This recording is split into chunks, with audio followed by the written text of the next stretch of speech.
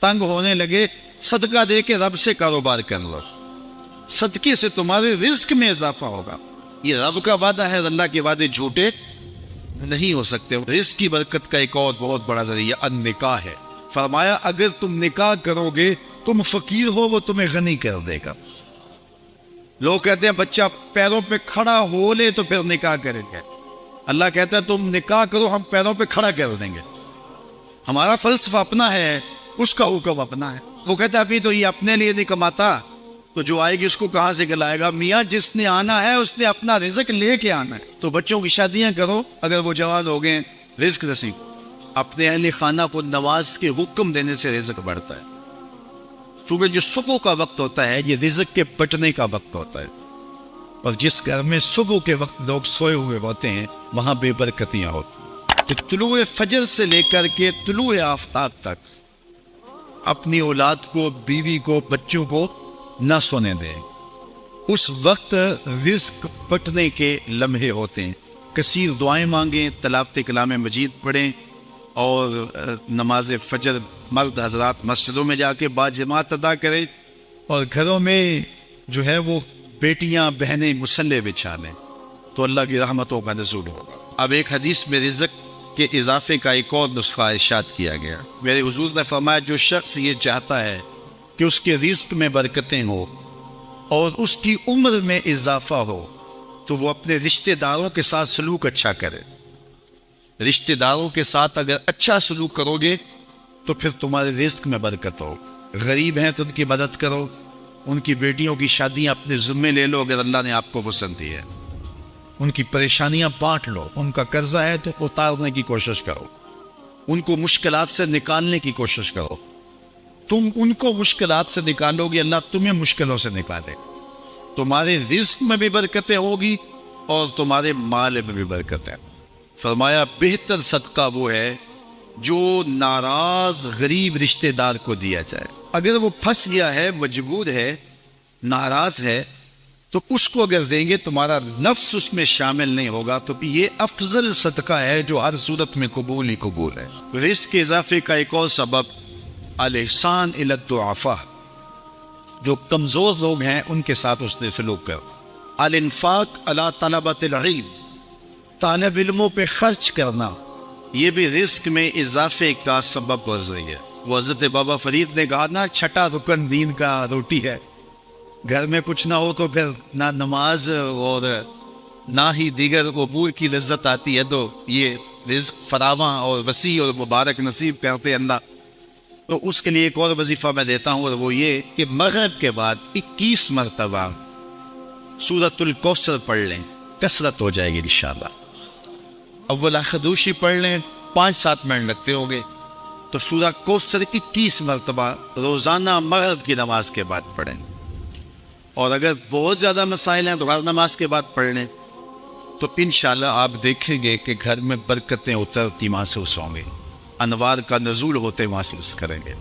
تو یہ وہ رزق کے اسباب ہے، اگر ہم اختیار کر لیں تو ہم اللہ کی خاص رحمتوں کے حقدار ہوں گے۔ اگر فن سے، علم سے آتا ہو رزق، تو میاں صاحب فرماتے ہیں بے وقوفاں دے نوکر ویکھے دانش مند سے آنے۔ بے وقوفاں دے نوکر ویکھے دانش مند سیانے۔ انگوٹھا چھاپ شخص ہوتا ہے اور MBA جو ہے تعلیم کے حامل، اس کے منشی بیٹھے ہوئے ہوتے ہیں، تو پھر اگر علم سے کمال آتا ہوتا تو جو ہے وہ فن سے دولت ملتی ہوتی، تو پھر اس انگوٹھا چھاپ کو کیسے ملتی؟ اور یہ جو اتنا تعلیم یافتہ ہے، ماہر معاشیات ہے، یہ تو تنخواہ پہ کام کر رہا ہے، اور وہ جو ہے وہ دولت کا اسے حساب ہی نہیں ہے کہ کتنی ہے۔ تو اس لیے اللہ فرماتا ہے کہ یہ مت سمجھو کہ یہ تمہارے فن کا کمال ہے، یہ تمہاری جو ہے وہ محنت کا نتیجہ ہے۔ اللہ فرماتا ہے اولم یعلموا، کیا انہیں نہیں پتا؟ ان اللہ یبسط الرزق لمن یشاء، جس وہ چاہتا ہے اس کے لیے رزق کے دروازے کھول دیتا ہے، وَيَقْدِرْ، اور جس کے لیے چاہتا ہے اس کے لیے رزق کو تنگ کر دیتا ہے۔ کئی لوگ کتنی محنت کرتے ہیں، نتیجہ زیرو، اور کچھ لوگ کچھ بھی نہیں کرتے، وہ مٹی کو ہاتھ لگائیں اور سونا ہو جائے، اور کہیں سونے کو ہاتھ لگائے تو مٹی ہو جائے، تو پھر کوئی طاقت کار فرما ہے نا جو مٹی کو سونا بنا دیتی ہے اور سونے کو مٹی بنا دیتی ہے. اللہ فرماتا ہے اس کو پہچانو، وہ کون ہے؟ وہ تمہارا رب ہے. مومن کا توکل اور مومن کا بھروسہ اللہ کی ذات پہ ہونا چاہیے. جب ہم اللہ کی ذات پہ اپنا مکمل بھروسہ، جسے توکل کہتے ہیں، قائم کر لیں گے، تو میرے اور آپ کے آقا و مولا نے ارشاد فرمایا کہ اگر تم اللہ پر توکل کا جو حق ہے وہ ادا کر دو تو وہ تمہیں ایسے رزق عطا کرے جیسے پرندوں کو عطا کرتا ہے. جب گھر سے نکلتے ہیں تو اس وقت وہ خالی پیٹ ہوتے ہیں، اور جب واپس آتے ہیں تو کبھی بھی کوئی جانور بھوکا واپس نہیں آیا، اور سب سے اچھا کھاتے بھی ہیں. ہمارے علاقے میں تو زیادہ باغات نہیں ہیں، امرود کے باغات ہمارے علاقے میں پائے جاتے ہیں. تو امرود کے باغ میں جو اگر کوئی دیہات کا شخص ہو یا جس کا امرودوں کا باغ ہو یا امرودوں کے باغ میں اس کا آنا جانا رہا ہو، اس سے پوچھئے کہ سب سے اچھا پھل امرود کے پیڑ پہ اچھا دانہ کون سا ہوتا ہے. کوئی آپ کو کہے کہ یار امرود توڑ کے لاؤ، میٹھا ہو اور جو ہے وہ پکا ہوا ہو اور ذائقے دار ہو، تو وہ جاؤ توڑ کے لاؤ. تو کوئی مجھے اگر کہے تو میں جب امرود توڑ کے لاؤں گا تو کبھی پھیکا نہیں ہوگا، میں امرود توڑ کے لاؤں گا تو کبھی بد ذائقہ نہیں ہوگا. آپ مجھے پوچھیں کہ آپ کے پاس کیا فن ہے؟ میرے پاس فن یہ ہے کہ میں نے امرودوں کے باغوں میں جو ہے وہ بچپن گزارا ہے، اور مجھے پتا ہے کہ اچھا اور پکا پھل کون سا ہوتا ہے. دیکھیں میں آپ کو نشانی بتا دیتا ہوں. اب نئی نسل انہوں نے نہیں دیکھا، آپ باغ میں جائیں اور شاخوں سے لٹکے ہوئے امرود دیکھیں. جس امرود کو طوطے نے کھا کے چھوڑا ہو اس کو آپ توڑ لیں، میٹھا بھی ہوگا، ذائقے دار بھی ہوگا، ایکسپورٹ کوالٹی سے بھی بہتر ہوگا.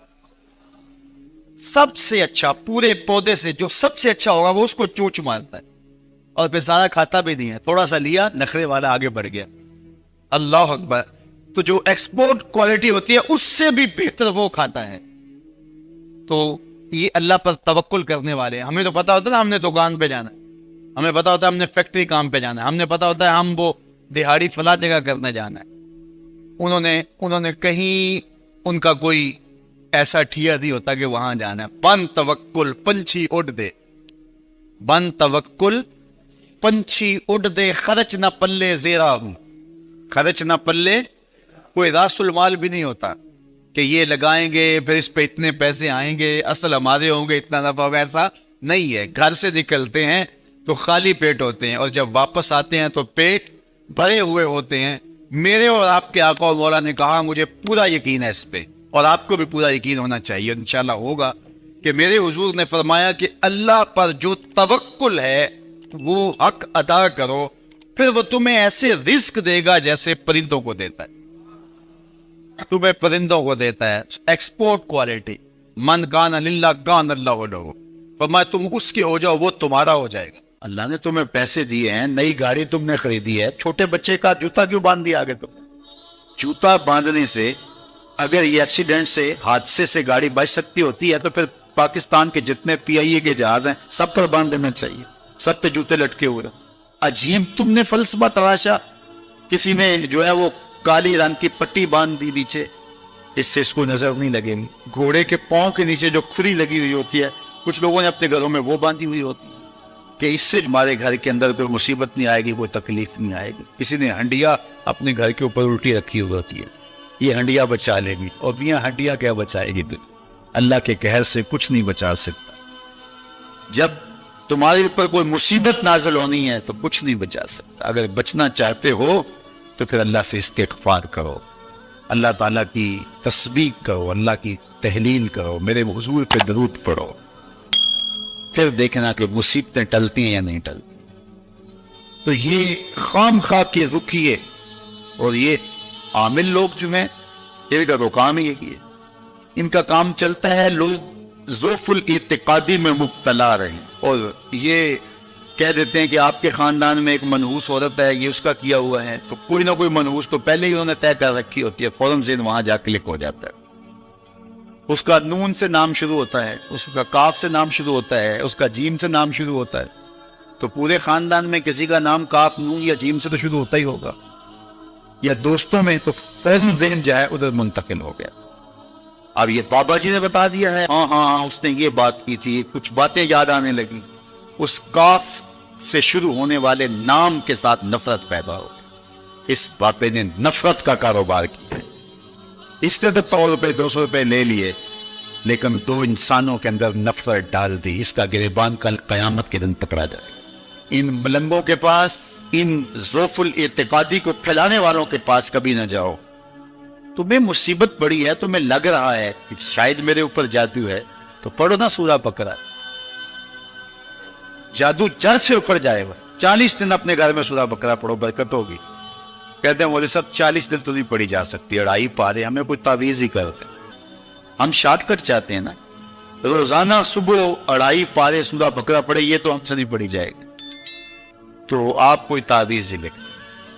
کاروبار میں برکت نہیں، میں کہتا ہوں پڑھو نا سورہ واقعہ، 3 رکوع ہیں، برکت ہو گیا۔ ہم کہتے ہیں ہمیں تعویذ ملنا چاہیے، بس وہ ہم گلے میں رکھ دیں، بٹوے میں رکھ لیں، پرس میں رکھ لیں، اور ہمارا کام ہو جائے، ہمیں کچھ بھی نہ پڑھنا پڑے، ہمیں وضو تک نہ کرنا پڑے، نماز نہ پڑھنی پڑے، اور برکت ہو جائے۔ ایسے برکت تو نہیں آتی۔ اس لیے چھوڑو ان کی جان، آؤ قرآن مجید پہ آؤ، آؤ سجدوں پہ آؤ، آؤ دعاؤں پہ آؤ۔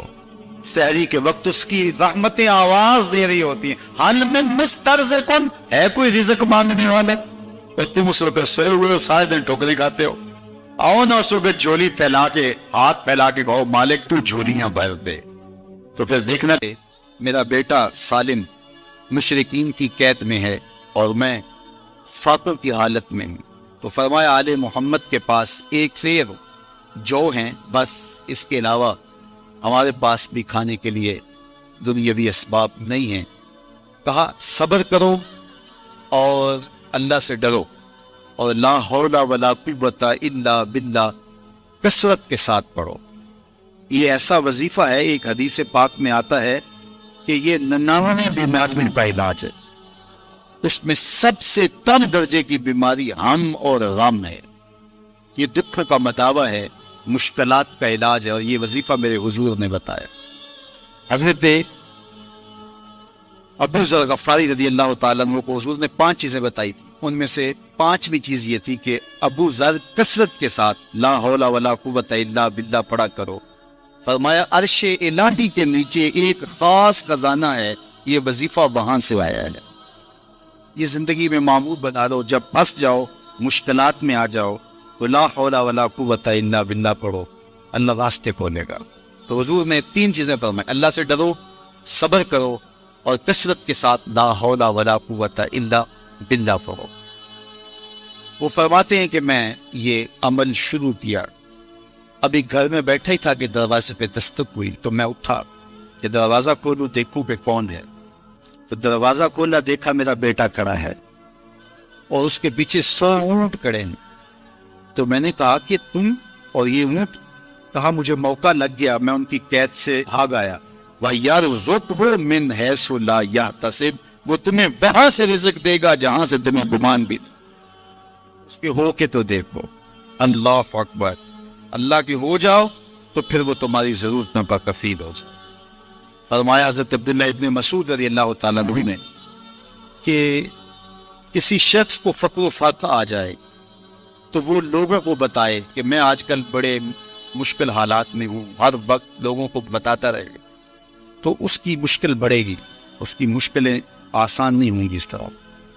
اور اگر وہ اپنی اس مشکل کو کسی سے شیئر نہ کرے بلکہ مسلح بچھا کے اپنے رب سے کہے کہ مالک فقر و فاقہ آ گیا ہے اور اس کا علاج تیرے پاس ہے، اس مرض کا مداوع تیرے پاس ہے۔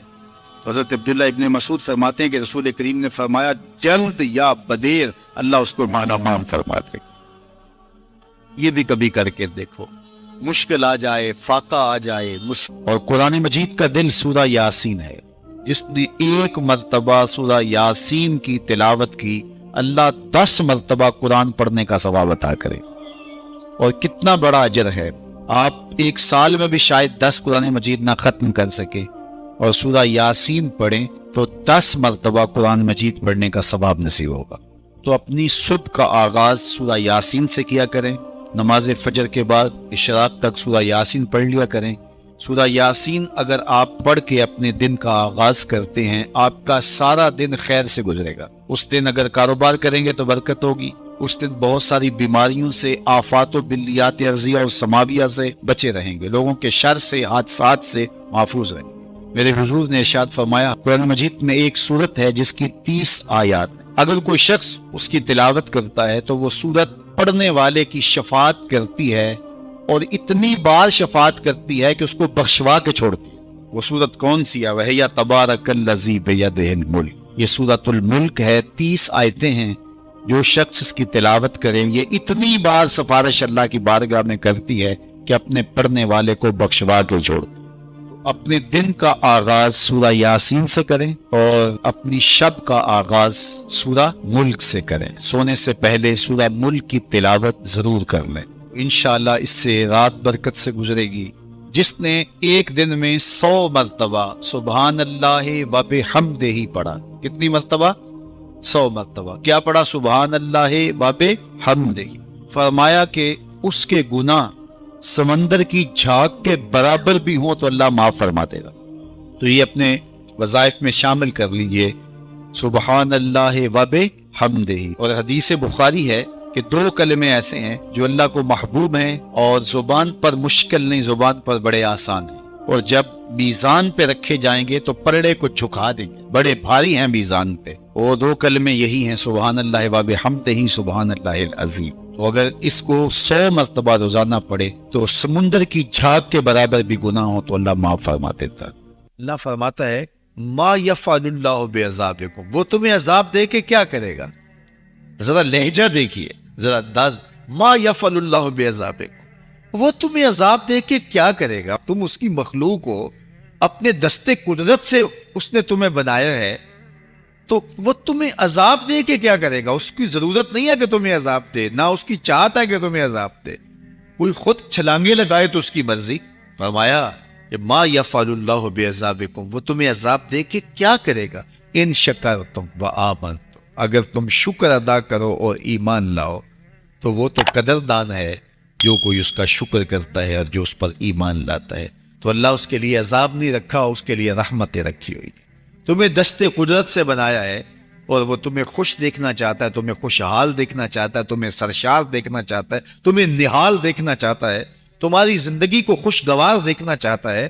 تم نے اپنے آپ کو خود اپنے اعمال کی وجہ سے مصیبتوں میں ڈالا ہے، تو کہا شکر کرنے کی عادت ڈال لو، دیکھنا پھر اللہ تعالیٰ جل شانہ کی رحمتیں تمہارے اوپر کس طرح اترتی ہیں، اس کی نوازشیں تمہارے اوپر کیسے برستی ہیں۔ توکل اگر ہم سیکھ جائیں تو توکل ایک ایسی دولت ہے کہ جو خوشحال زندگی کی ضمانت بنتی۔ جب ہم اللہ پر توکل نہیں کرتے اور ہم سمجھتے ہیں یہ سب کچھ ہماری محنت کا نتیجہ ہی ہوگا، اور نتیجہ جب نہیں آتا تو پھر ہم بے چین مضطرب ہو جاتے، اور جب ہم اس پہ توکل کر لیں تو پھر ہمارا صرف اتنا ہی کام ہے کہ میاں ہم یہ کام کر رہے ہیں، بس یہ حکم، ہم بیج بو رہے ہیں، بس یہ حکم ہے اور بو رہے ہیں، باقی اس پہ بھروسہ ہے، یہ کام اس کا ہے کہ اس نے اس کو اگانا ہے، اس کے اوپر پھل لگانے ہیں۔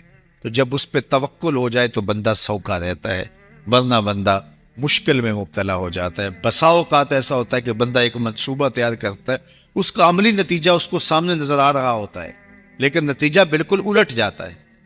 سید علی المرتضیٰ فرماتے ہیں میں نے اپنے ارادوں کی شکست سے ہی اپنے رب کو پہچانا ہے، کہ میں ایک منصوبہ تراشتا ہوں کہ یہ اور یوں ہوگا اور وہ ہونا چاہیے، لیکن نتیجہ وہ نہیں آتا، تو کوئی طاقت ہے اس کا جو نتیجہ بدل دیتی ہے۔ تو بندہ اس طاقت پہ یقین کرتے، اس پہ توکل کر کے جو ہے وہ اس پہ بھروسہ کر لے تو زندگی سوکھی ہو جاتی۔ مغرب میں جو اللہ پر یقین نہیں رکھتے وہ خودکشی کر لیتے ہیں کہ یہ کیوں ہو گیا، ایسا نہیں ہونا چاہیے تھا، لیکن ہم خودکشی اس لیے نہیں کرتے، ہم کہتے ہیں میرا رب جس طرح چاہے اس طرح ہی ہوتا ہے، جو اس نے طے کیا ہوا ہے وہ کر کے رہتا ہے، اس لیے تم اس پہ توکل کر لو اور اس پہ بھروسہ کرو۔ حضور علیہ الصلوۃ والسلام نے فرمایا لو انکم توکلون علی اللہ حق توکلہ، اللہ پر توکل کرنے کا جو حق ہے اگر تم وہ ادا کرتے، تو فرمایا اللہ تمہیں ایسے رزق عطا کرے جیسے پرندوں کو عطا کرے. ہمارا تو کاروبار ہے, یہ فیکٹری ہے, یہ دکان ہے, یہ ہماری نوکری ہے, ہم نے یہاں سے کمائی کرنی ہے. پرندوں کا کوئی کاروبار نہیں ہوتا, کوئی نوکری نہیں ہوتی, کوئی ٹھیا, کوئی اڈا نہیں ہوتا جہاں جا کے انہوں نے رزق کے لیے کوئی آغاز کرنا ہوتا ہے. بلکہ حضور نے فرمایا تغدو خماسا وتروح بطانا, جب وہ صبح گھر سے نکلتے ہیں تو خالی پیٹ نکلتے ہیں اور انہیں کوئی اپنی منزل کا تعین نہیں ہوتا, جدھر خیال آیا اڑ گئے ادھر. لیکن کبھی ایسا نہیں ہوا کہ شام کو خالی پیٹ واپس آئے. کہا وہ پیٹ بھر کے آتے ہیں. باہو بولے بند توکل پنچھی اڑ دے, خرچ نہ پلے زیرا ہو. جب گھر سے اڑتے ہیں تو ان کے پلے نہ کوئی خرچ ہوتا ہے, نہ راس المال ہوتا ہے, نہ کوئی اوزار ہوتے ہیں, نہ کوئی ہتھیار ہوتے ہیں, کچھ بھی نہیں ہوتا. یوں ہی گھر سے نکلتے ہیں, کبھی بھی خالی پیٹ نہیں آئے. فرمایا اگر اللہ پہ پرندے توکل کر لیں تو اللہ اسے بھی عطا کرتا ہے, تم توکل کرو گے تو تمہیں عطا نہیں کرے گا. اور یہ بات پکی ہے کہ آپ جب راہ خدا میں دیتے ہیں تو آپ کے رزق میں مال میں کبھی کمی نہیں آتی. اللہ کے محبوب نے 3 چیزیں قسم کر کے کہی. حضور نے کچھ چیزیں ارشاد فرمائی تو ان میں سے 3 چیزوں کے بارے میں فرمایا کہ یہ تو میں اللہ کی قسم کر کے تمہیں کہتا ہوں. اور ان میں سے ایک شے یہ کہ ما نقص مال عبد من صدقہ. فرمایا میں اللہ کی قسم اٹھا کے کہتا ہوں کہ صدقے سے مال کم نہیں ہوتا. تمہارا کیلکولیٹر حساب یہی بتاتا ہے کہ جو ہے وہ کم ہو گئے. 100 میں سے 10 دے دیے تو باقی 90 رہ گئے. آپ کا اکاؤنٹنٹ بھی آپ کو یہ بتاتا ہے کہ اتنے لاکھ میں سے اتنے ہزار دے دیے, باقی اتنے رہ گئے. لیکن میرے حضور نے کہا میں اللہ کی قسم اٹھاتا ہوں کہ صدقے سے مال کم نہیں ہوتا. دوسری بات فرمائی کہ جو شخص مانگنا شروع کر دیتا ہے, سوال کا دروازہ کھول دیتا ہے, اس کی کمی پوری نہیں ہوتی. یہ بھی میں اللہ کی قسم اٹھاتا. اور تیسری بات میرے حضور نے قسم فرما کے یہ کہی کہ جو شخص کسی کو معاف کر دیتا ہے, کسی نے کوئی زیادتی کی وہ معاف کر دیتا ہے, تو حضور فرماتے ہیں میں اللہ کی قسم اٹھا کے کہتا ہوں اس کی عزت میں فرق نہیں آئے. تو یہ 3 چیزیں حضور نے قسم کر کے فرمائی. تو اس لیے ہم اپنے ہمسایوں کو دیکھیں, ان کی ضروریات کا خیال رکھیں. تو حضور کی سیرت کا یہ عنوان جو حضرت خدیجہ الکبریٰ سے بہتر پہنچ جانتا تھا, اپنا سارا مال انہوں نے حضور کو پیش کر دیا جب نکاح ہوا حضور سے کہ حضور آپ یہ میرا نہیں, یہ آپ کا ہے. اور وہ سارا مال حضور نے لوگوں میں بانٹ دیا, ضرورت مندوں کی کفالت کرتے رہے.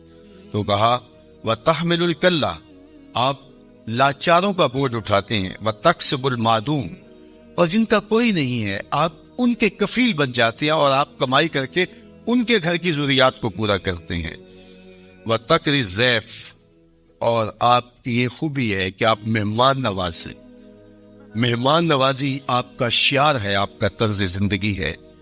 اور مہمان کو جو کھلایا جاتا ہے اس کا حساب بھی نہیں ہوتا, اور مہمان کے ساتھ جو بیٹھ کے کھایا جاتا ہے اس کا بھی حساب نہیں ہوتا. اور مہمان اپنا رزق خود لے کے آتا ہے اور برکت چھوڑ کے جاتا ہے. تو مہمان کو کبھی بھی بوجھ نہیں سمجھنا چاہیے. تو کہا کہ اور تیسری اور آخری بات وَتَعِينُ عَلَى نَوَائِبِ الْحَقِّ, جو لوگ مشکلات میں پھنسے ہوتے ہیں, مصیبت میں پھنس جاتے ہیں, مسائل میں گر جاتے ہیں, آپ ان کی مدد کرتے ہیں.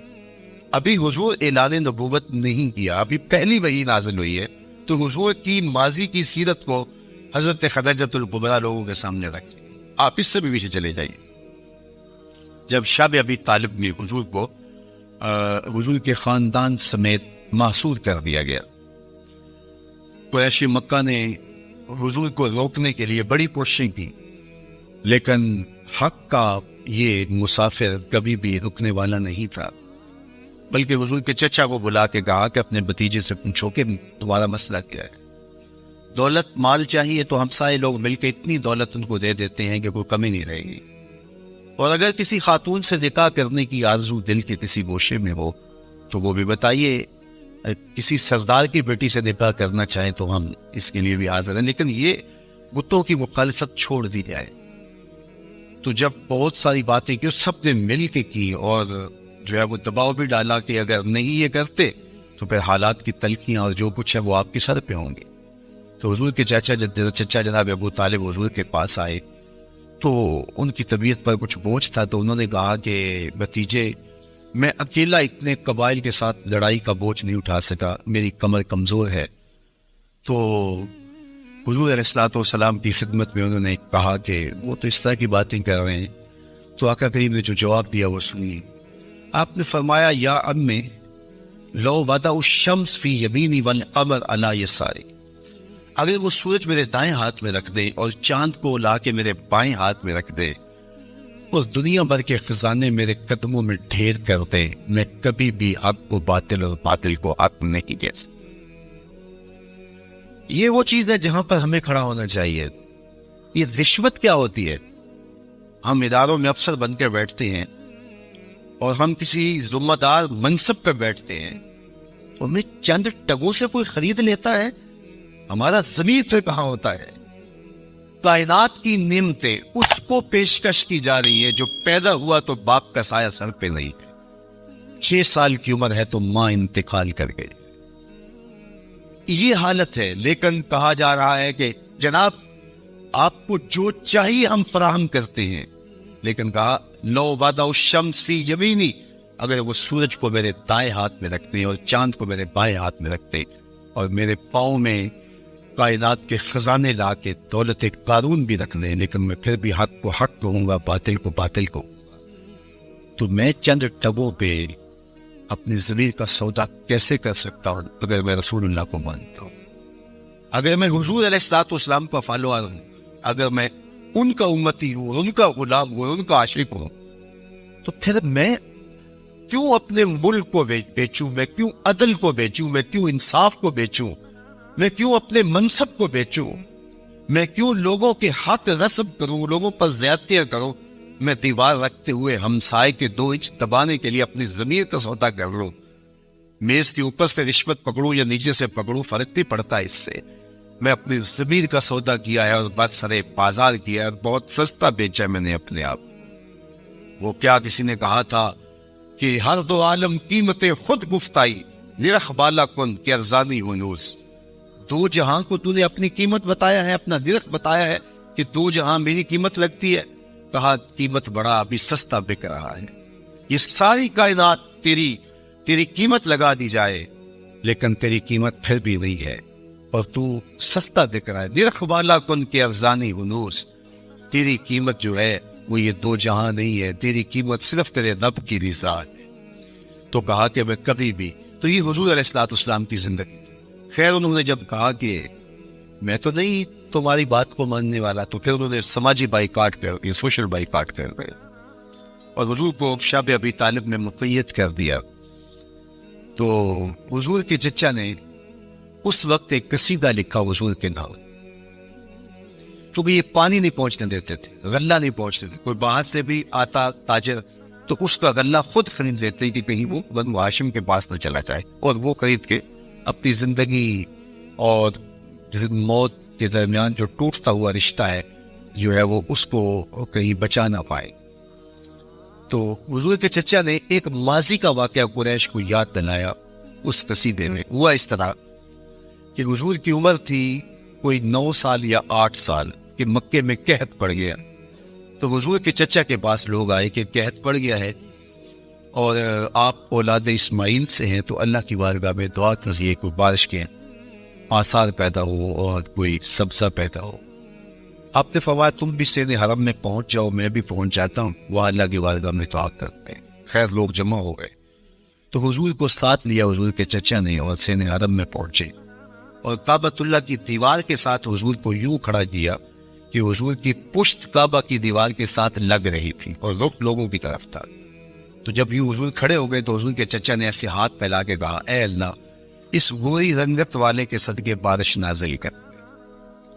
راوی کہتا ہے ابن فاکر نے لکھا ہے، باقی لوگوں نے بھی لکھا ہے کہ ابھی جو ہے وہ لوگ گھروں کو نہیں پہنچے تھے کہ چھم چھم می برسنے لگا اور لوگ ٹھیک کے گھروں کو گئے اور اتنا سبزہ ہوا کہ لوگ خوشحال ہو گئے.